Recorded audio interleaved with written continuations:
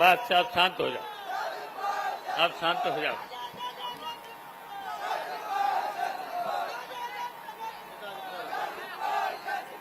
आज के इस शानदार जनसभा के अध्यक्ष श्री राम दुलारे राजपूत जी पूर्व प्रधान हैं और इस समय किसान सेवा सहकारी समिति के अध्यक्ष हैं।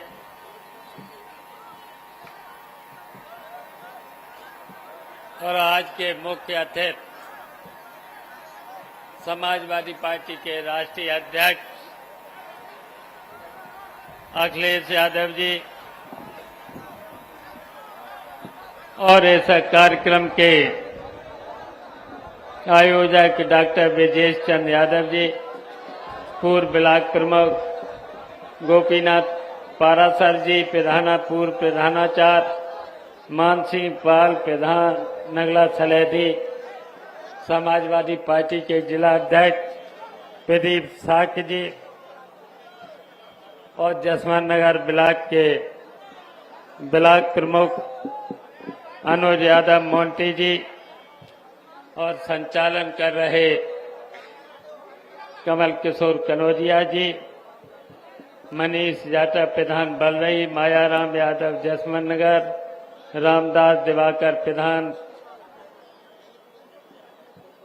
श्री बलदेव प्रजापति, हरिशंकर लंबरदार बाउत, वीरपर राजपूत नगला बिशुन, जसवंत सिंह चौहान नगला रामताल, श्रीमती ब्रह्मा देवी जाटव पूर्व प्रधान, सेवाराम जाटव पूर्व एडीओ नगला लाछी, राम नरेश राजपूत जी, शिव शंकर ढाकरे सेक्टर प्रभारी, सर्वेश दिवाकर पूर्व प्रधान, इंद्रेश कुमार दिवाकर प्रधान, श्याम बहादुर धनगर, अभिलाष सिंह ढाकरे नगला सलेडी, दीपू जादौन बल्लई, गुड्डू शर्मा रामताल, हरिशंकर बाउत, पान सिंह लंबरदार, प्रेम यादव बीबा मऊ, सुबोध कुमार प्रधान बीबा मऊ, कृष्णा यादव बीबा मऊ, लालू यादव चनेपुरा, जसकरण कठेरिया। और यहाँ नेताजी से लेकर के हमारे साथ बहुत दिनों तक संघर्ष करके समाजवादी पार्टी को बढ़ाने का काम किया है। और यहाँ उपस्थित बलरई के आसपास के सभी साथियों और दोस्तों, पत्रकार बंधुओं, आज हम आप सब लोगों से वोट की अपील करने आए हैं। और 7 मई को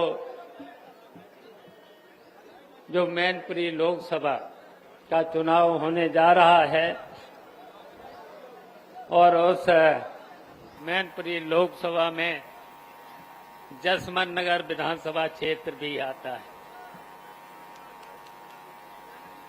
और वहां से प्रत्याशी आप लोग समझ ही रहे हैं, हमारी बहू डिम्पल यादव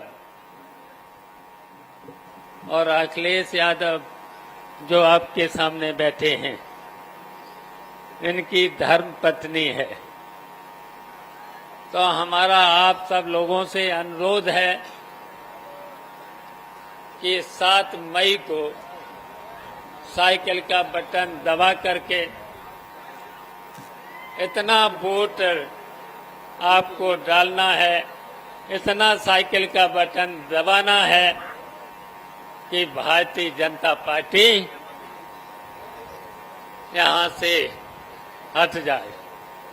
तो बताओ, आज बताओ सब लोग 7 मई को सब लोग साइकिल का बटन दबाएंगे?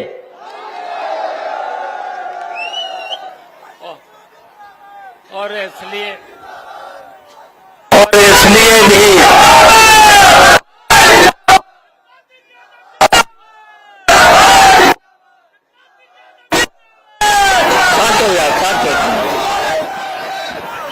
शांत हो जाओ, थोड़ा सा शांत हो जाओ। और इसलिए भी हटाना है। इस भारतीय जनता पार्टी ने कोई भी काम नहीं किया है, केवल जनता को धोखा दिया है और जनता को परेशान किया है, सबको परेशान किया है और झूठा आश्वासन देते हैं और झूठे वादे करते हैं और जो वादे करते हैं एक भी वादा पूरा नहीं करते। 10 साल दिल्ली की सरकार और 7 साल उत्तर प्रदेश की सरकार, हम पूछना चाहते हैं 7 साल में कोई भी भारतीय जनता पार्टी का यहां काम बता दो।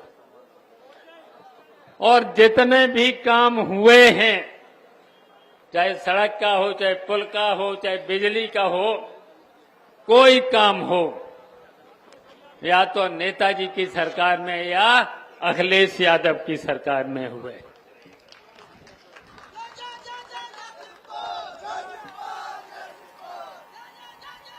देखिए, हम समझते हैं आज बहुत गर्मी भी है, आज बहुत गर्मी भी है और आप सब लोग यहाँ 4 घंटे से जमे हुए हो। 4 घंटे से अब तो ज्यादा ही हो गए हैं और काम का भी वक्त है, काम का भी वक्त है, लेकिन अब काम का वक्त छोड़ना पड़ेगा कुछ दिनों के लिए। बताओ, छोड़ोगे? और ये भी जानते हो, ये अभी तो आ रहे हैं, अभी तो आ रहे हैं वोट मांगने भारतीय जनता पार्टी के लोग, और 7 तारीख के बाद कोई नहीं आएगा। और 7 तारीख के बाद, बताओ, 7 तारीख के बाद तो हम ही दिखेंगे। और बताइए, कोई भी परेशान भी नहीं कर सकता है। हमारे रहते बताओ कोई परेशान कर सकता है? चाहे थाना हो, चाहे तहसील हो, चाहे कोई भी। और हम जानते हैं, आप सब लोग जानते हो, आप लोग जानते हो,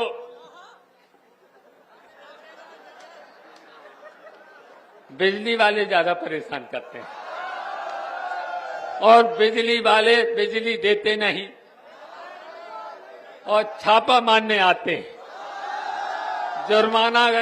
जुर्माना करते हैं, FIR करते हैं और फिर सेटिंग करते हैं। फिर सेटिंग करते हैं, पैसा दो तो जुर्माना कम हो जाएगा। और भारतीय जनता पार्टी की सरकार क्या कहती है?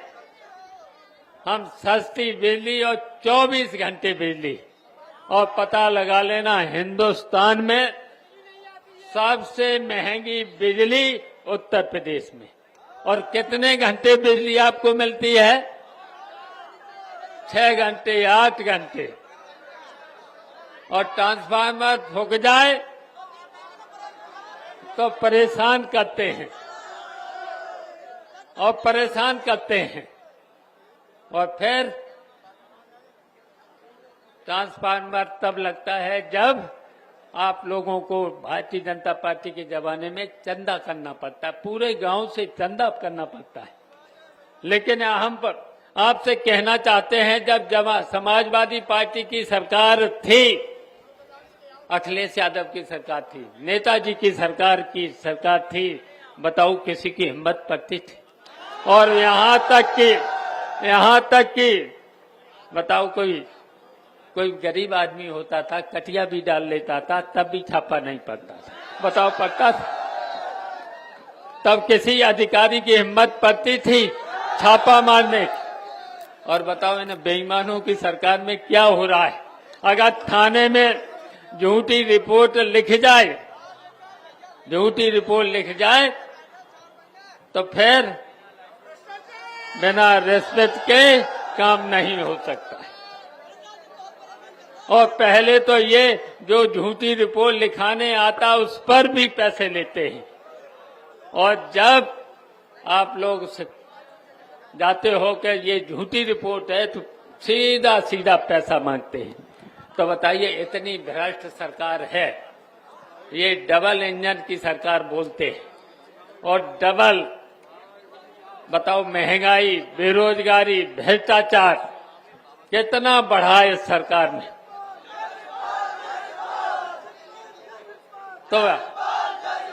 तो बहुत कुछ हमें नहीं बोलना, हम तो आप लोगों के बीच में हमेशा बोलते रहते हैं, हमेशा आते रहते हैं, लेकिन हम इतना आपसे जानना चाहते हैं, इतना जानना चाहते हैं। अब की बार 7 तारीख को साइकिल का बटन दबाना और डिम्पल यादव को जिताना, और भारतीय जनता पार्टी की सरकार को हटाना है। भारतीय जनता पार्टी की सरकार को हटाना है और डिम्पल यादव को जिताना है। तो हम अधिक नहीं बोलेंगे, टाइम बहुत हो गया है, बहुत हो गया है। बोलने को तो बहुत है, हमारे साथियों ने बहुत कुछ बोल दिया है, मोंटी बिलाक प्रमुख ने बहुत कुछ बोल दिया है, और आप लोग बहुत खुद समझदार हो, आप लोग खुद समझ, लेकिन हम इतना आपको आश्वासन देते हैं, हम इतना आपको आश्वासन देते हैं, आपको कोई परेशान नहीं कर सकता है। आपके खिलाफ अगर झूठी रिपोर्ट लिखाई जाएगी तो हम उसे खत्म कराने का काम करें। और हम आपसे एक बात और कहना चाहते हैं, अगर कोई भी चाहे थाने हो चाहे तहसील हो, एक अपनी डायरी पर लाल कलम से उसका नाम जरूर लिख लेना, जरूर लिख लेना। और इसलिए लिख लेना, अब ये भारतीय जनता पार्टी की सरकार जाएगी और फिर जाने के बाद उत्तर प्रदेश में फिर सरकार बनाएंगे और उत्तर प्रदेश का मुख्यमंत्री अखिलेश यादव को बनाने का काम करें। बताओ बताओ बताओ, सब लोग बनाओगे? बस भारतीय जनता पार्टी को हटाओ, कोई आपको परेशान नहीं करेगा। और किसान भाइयों से हम आश्वासन देना चाहते हैं, इतना आश्वासन देना चाहते हैं, जब समाजवादी पार्टी की सरकार बनेगी तो किसी भी सड़क पर सांड और गऊ माता, न कि सड़क पर, न किसानों के खेत में न सांड दिखाई देगा, न गऊ माता दिखाई देगी। और भारतीय जनता पार्टी के लोगों ने तो गऊ माताओं को भी मार दिया है, चारा देते नहीं, भूसा देते नहीं, पानी देते नहीं, छाया देते नहीं, बेचारी गऊ माता कितनी मार डाली हैं, और वहीं पर दफना भी देते हैं। बताओ, वहीं पर तो दफना देते हैं। तो इसलिए सब लोगों से हमारी हाथ उठा करके बताना, हाथ उठा करके बताना, 7 तारीख को अपना एक भी वोट पड़ने को न रह जाए, इतना साइकिल का बटन दबाना, इतना बटन दबाना। बताओ, जसवंत नगर क्षेत्र से 2004 में आप लोगों ने 1,51,000 से समाजवादी पार्टी को जिताया था। अब की बार 1,51,000 वोटों से जिताने का, अच्छा तुम्हारा रिकॉर्ड और कोई नहीं तोड़ पाएगा, अपना रिकॉर्ड आपको ही तोड़ना है।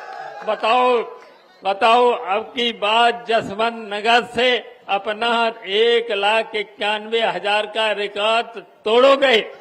हाथ उठा करके बताओ, हाथ उठा कर बताओ। और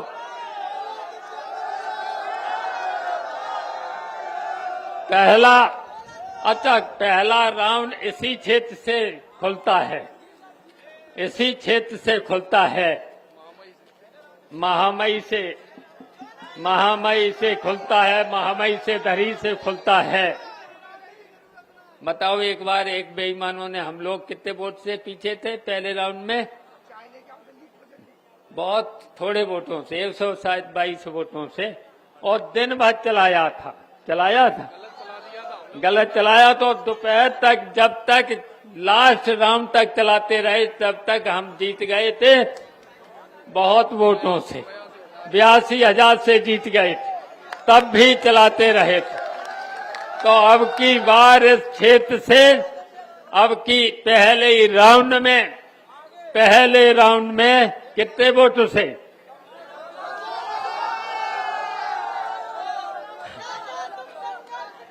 तो हाथ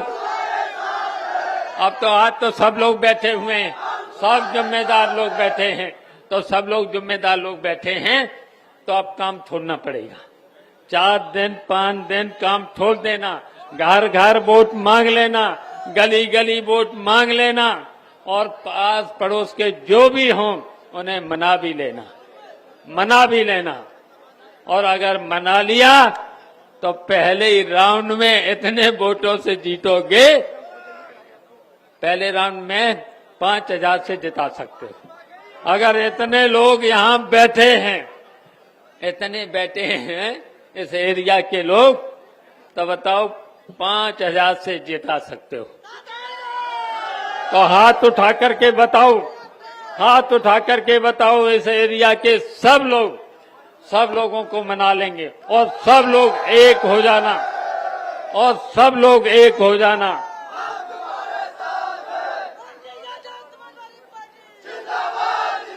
हम इसलिए पूछना चाहते हैं, बताओ यहाँ पर सड़क से लेके, पुल से लेकर के, जमुना पे जो भी कहा, बिजली से लेकर के जो भी काम हुआ है, बताओ किसी दूसरे ने कराया? और फिर हम बताना चाहते, जो 7 तारीख के बाद दिखेंगे भी नहीं, देख लेना, दिखेंगे। और अब की बात तो इतना बढ़िया समीकरण है, बहुत बढ़िया समीकरण है। और इन बेईमानों ने 7 साल में एक भी काम किया हो तो बता दो। केवल किया है, निर्दोष लोगों को खिलाफ रिपोर्ट लिखी गई और ठगाने का काम किया है। बिजली से लेकर के, थानों तहसीलों से लेकर के, केवल जनता को शोषण किया है, जनता का शोषण किया है। और हम लोगों की सरकार बनेगी, जितना इन लोगों ने शोषण किया, हम आश्वासन देते हैं, नोट कर लेना, मैं ब्याज के वसूलने का काम इनसे किया जाएगा। और अब समझ लेना, अब की बार इनको, जो झूठे हैं, जो ठगते हैं, जो जनता का शोषण करते हैं और ठगाई करते हैं, वो आपको एक भी नहीं दिखाई देगा, इतना हम आश्वासन देते हैं। तो इसलिए बताओ, अब याद रहेगा, 7 तारीख साइकिल का बटन दबा करके डिम्पल यादव को भारी बहुमत से जिता देना। धन्यवाद। बहुत बहुत धन्यवाद हमारे सब लोगों को। एक बार चाचा के लिए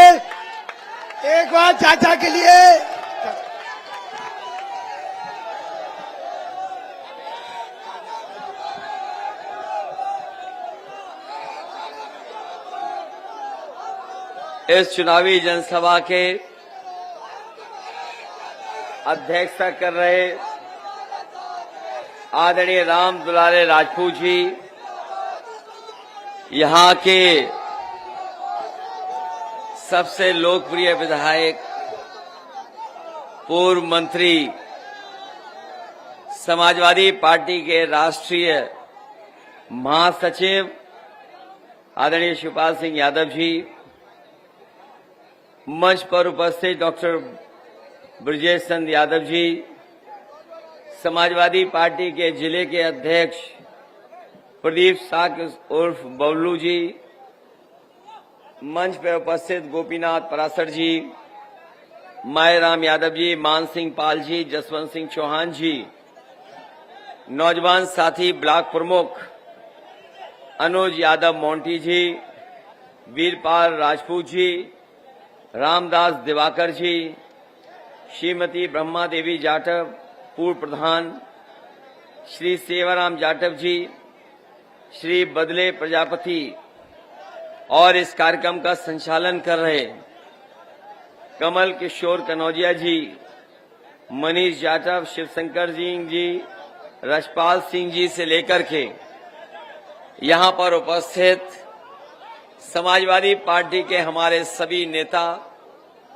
और इस चुनावी जनसभा में आए हुए हमारे सभी आदरणीय बुजुर्ग, किसान भाई, माताएं, बहनें, नौजवान साथियों, पत्रकार बंधुओं, मैं सबसे पहले जसवंत नगर विधानसभा के सभी लोगों का और उपस्थित हमारे सभी बुजुर्गों का, समाजवादी साथियों का मैं बहुत बहुत धन्यवाद और आभार प्रकट करना चाहता हूं। जहां गर्मी है, 40 डिग्री से ऊपर टेम्परेचर है, थोड़ा बहुत छाया है, हवाएं चल रही हैं, लेकिन तो उससे थोड़ा बहुत मदद मिल रही है। इस गर्मी में और अपना काम छोड़ करके जो आप लोग आए हैं, ये हमें भरोसा दिला रहा है कि इस बार पहले से ज्यादा मतदान कर करके समाजवादी पार्टी को रिकॉर्ड मतों से जिताने का काम करेंगे।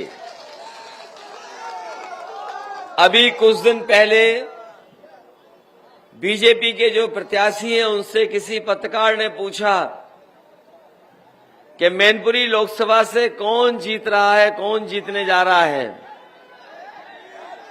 जो बीजेपी के प्रत्याशी थे वो खुद ही कहने लगे कि यहां कौन जीतेगा, यहां तो सपाई जीतेगी, और कौन जीतेगा। तो सोचो,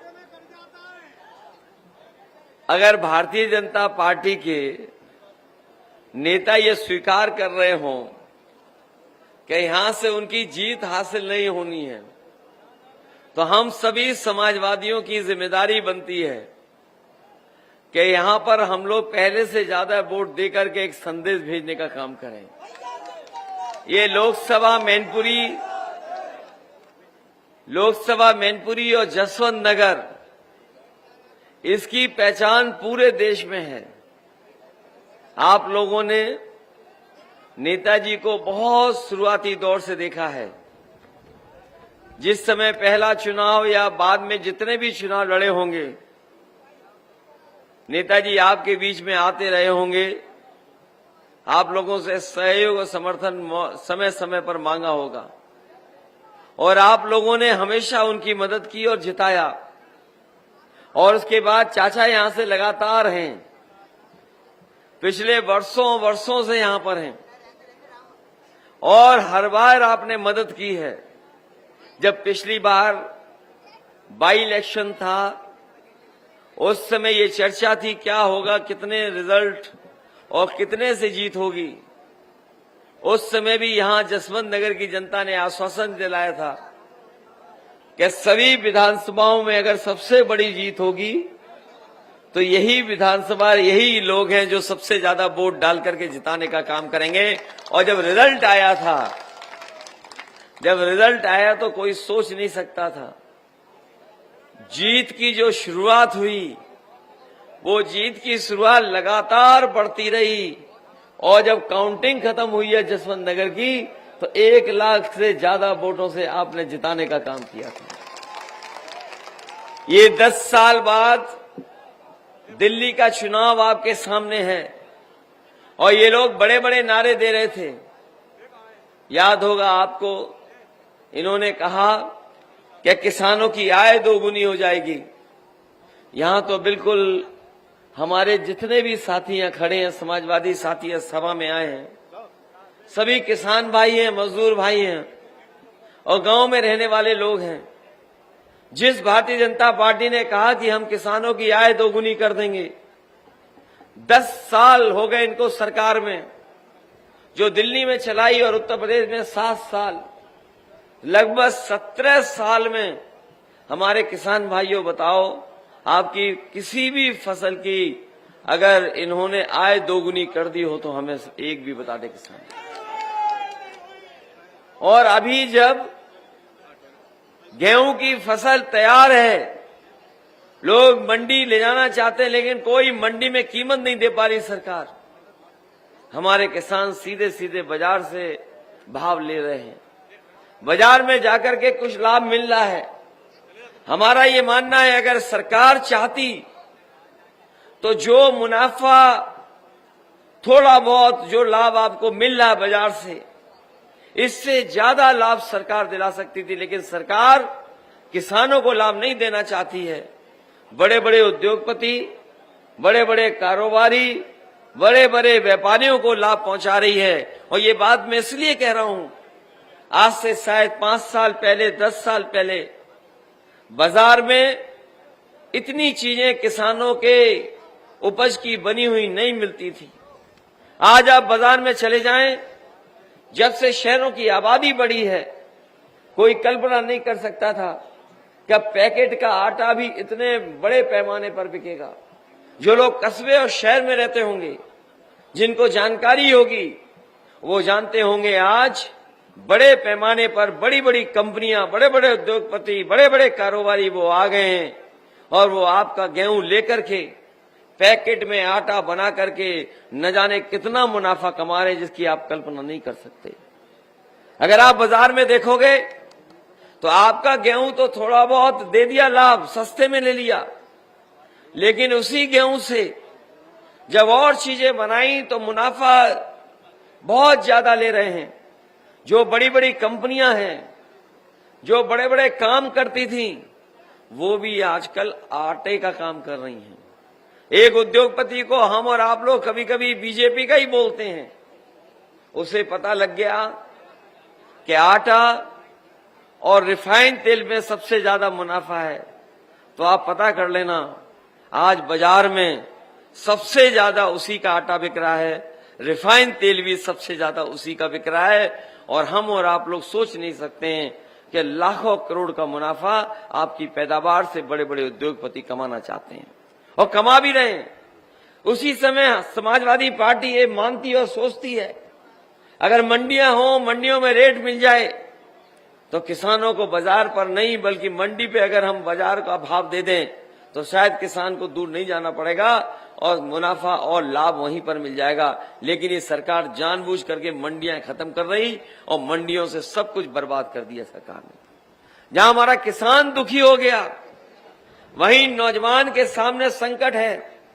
ये बात मैं नहीं कहता हूं कि नौकरी किसी एक समाज को ये सरकार देना चाहती थी, लेकिन ये नौजवान जो पढ़े लिखे हैं, जो डिग्री हासिल कर करके जिन्होंने नौकरी के लिए परीक्षा लिखने की बात की, आप जानते होंगे नौजवान कि जितनी भी परीक्षा हुई है सरकार में, सबके पेपर लीक हो गए। कोई परीक्षा ऐसी नहीं हुई जिसका पेपर लीक न हुआ हो। और अभी तक 10 से ज्यादा ऐसी परीक्षाएं हैं जिनके पेपर लीक हो गए। और अभी हाल में ही जो पुलिस की भर्ती का परीक्षा थी, सरकार ने यह दावा किया कि इस बार पुलिस की भर्ती की परीक्षा 2 दिन होगी और 2 दिन ऐसे इंतजाम होंगे कि पेपर लीक नहीं हो पाएगा। हम सब नौजवानों को हजारों नौकरी दे देंगे।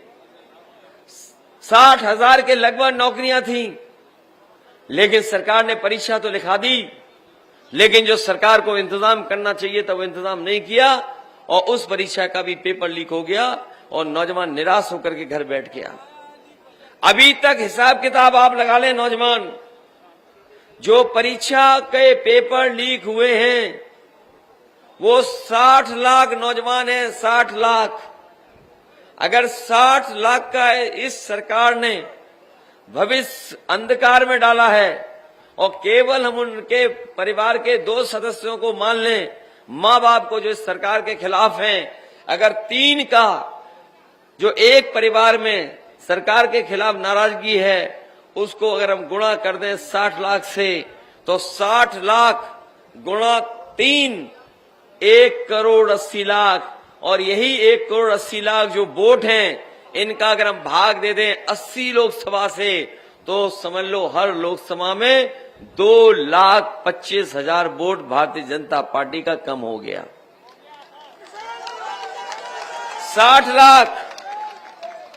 लाख नौजवान, आपकी नौकरी नहीं छीनी इन्होंने आपका 1/3 जीवन बर्बाद कर दिया। 1/3 जीवन, नौकरी नहीं तो जीवन की शुरुआत भी नहीं हो सकती। तो किसान के साथ साथ नौजवानों को भी इस सरकार ने धोखा दिया। और 10 साल में अगर इनका देखें तो हर बात इनकी झूठी निकली और झूठे वादे निकले। लोकतंत्र में इतना झूठ किसी ने नहीं बोला होगा जितना भारतीय जनता पार्टी ने बोला है।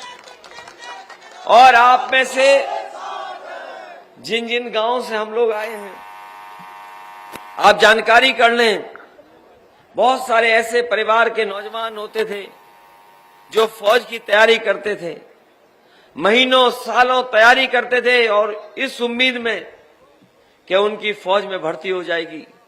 बहुत से ऐसे परिवार, अगर एक परिवार का सदस्य फौज में चला गया तो उस परिवार की आर्थिक और सामाजिक स्थिति सुधर गई, सम्मान मिलने लगा और आने वाली उसकी पीढ़ी पढ़ लिख गई और आगे बढ़ गई।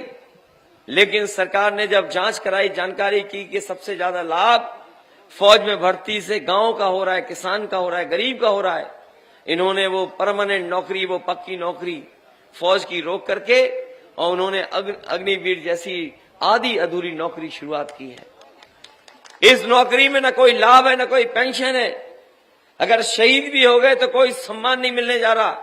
इसलिए हम नौजवानों से कहना चाहते हैं, जो हमारे देश की सीमाओं की रक्षा के साथ समझौता कर सकते हैं, हम समाजवादी लोग कभी स्वीकार नहीं करेंगे। आने वाले समय में सरकार बनेगी इंडिया गठबंधन की, तो पहले जैसी भर्ती करा करके अपने नौजवानों को पक्की वर्दी पहनाने का काम करेंगे।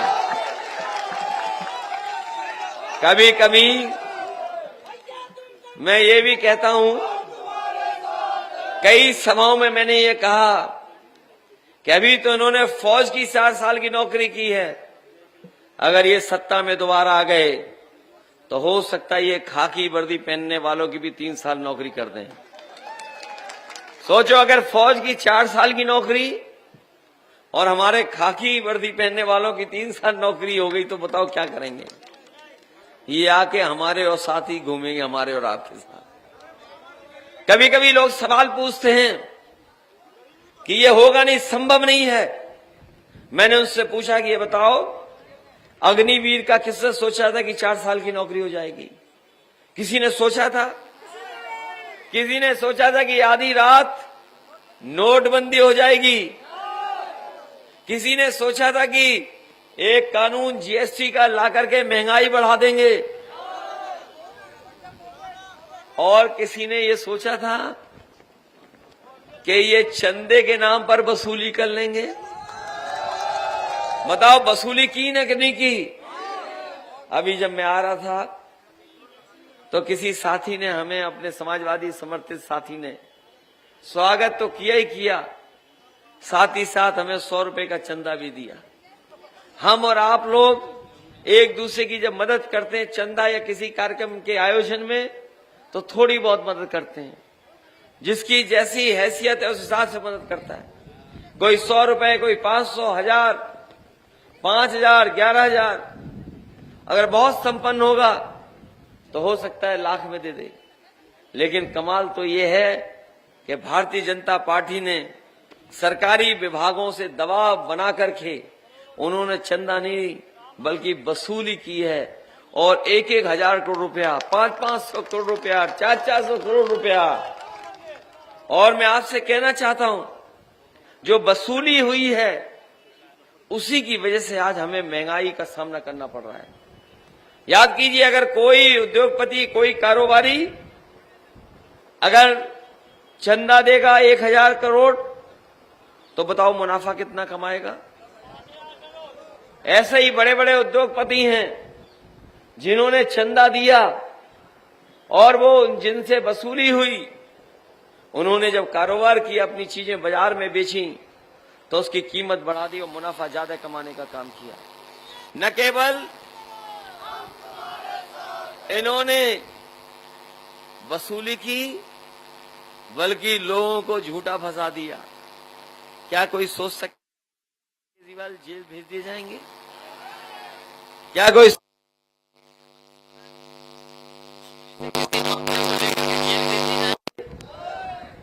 ये तो उसी तरह से हुआ जैसे थाने में हम और आप लोग कभी कभी झगड़े में सेटिंग करके एक दूसरे के खिलाफ कोई दूसरी तहरीर देके या पैसा देकर के जेल भिजवा देते हैं। सोचिए, लोकतंत्र में मुख्यमंत्री को झूठा फंसा करके जेल भेजना हो, तब दिल्ली वाले जो मुख्यमंत्री हैं, आप जानकारी कर लेना, एक ही व्यक्ति ने 2 लोगों को चंदा दिया। जिस उद्योगपति ने चंदा अरविंद केजरीवाल जी के आरोप लगा रहे हैं जिस पर, उसी उद्योगपति ने 50 करोड़ से ज्यादा पैसा भारतीय जनता पार्टी को दिया। भारतीय जनता पार्टी के लोग, वो कोई जेल नहीं गया, लेकिन एक झूठा आरोप लगा करके अरविंद केजरीवाल को जेल भेज दिया।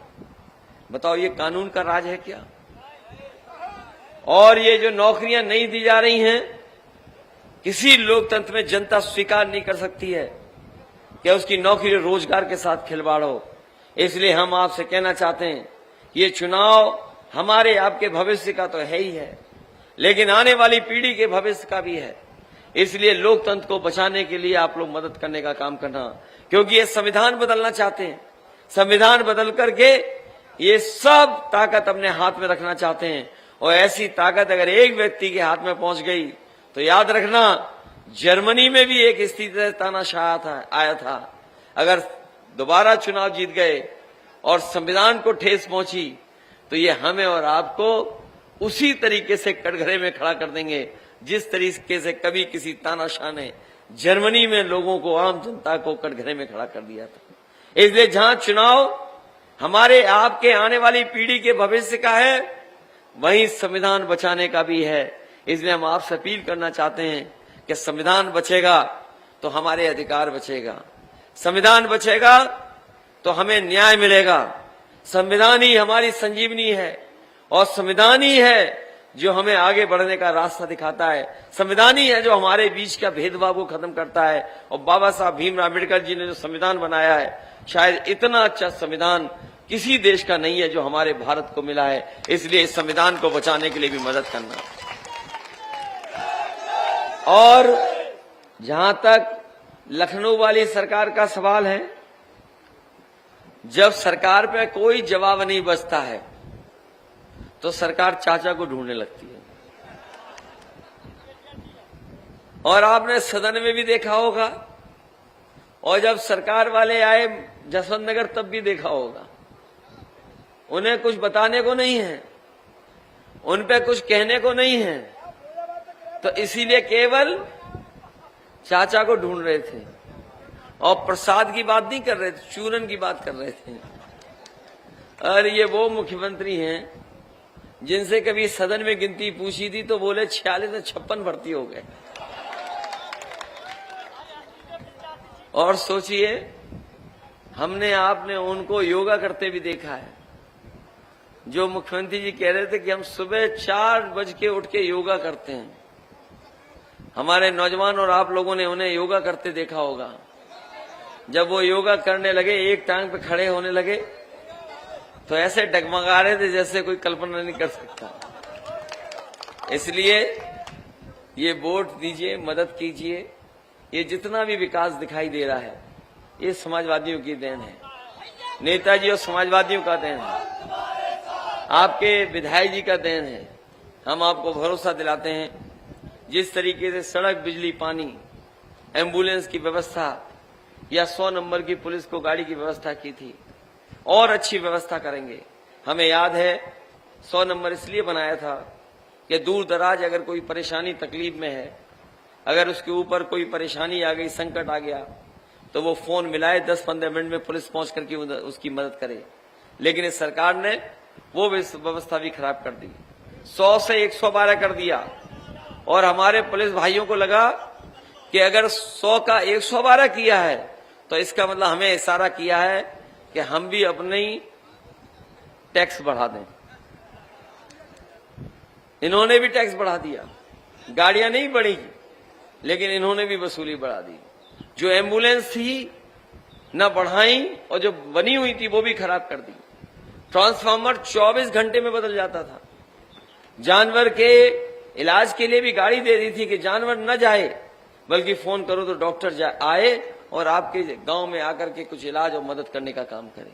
ये सुविधाएं इसलिए थी कि दूर दराज हमारे गांव के लोग रहते हैं, गरीब हैं, वो कहां से इंतजाम करेंगे। इसलिए सरकार अपने पैसे से इंतजाम करे और उनकी मदद करने का काम करे। मैं इस मौके पर यही कहना चाहता हूं कि समाजवादियों ने हमेशा गरीबों का दुख दर्द समझा है। जो नेताजी ने हम लोगों को रास्ता दिखाया उसी रास्ते पे चल रहे हैं। जो नेताजी ने हम लोगों को समाजवादी आंदोलन विरासत में दिया है, इस समाजवादी आंदोलन को ऊंचे पहुंचा करके और ऊंचाई पे ले जाने का काम करेंगे, जिससे हमारे किसान, गांव और गरीबों का भला हो सके। हम लोग बिना भेदभाव के, बिना किसी ऊंच नीच के आप लोगों की हमेशा मदद करते रहेंगे। इन्हीं शब्दों के साथ आए हुए सभी लोगों का मैं बहुत बहुत आभारी हूं। यहाँ पर पहले भी हम लोग मिले थे, उस समय जब आपसे निवेदन किया था, आपने बहुत अच्छे वोटों से जिताया था।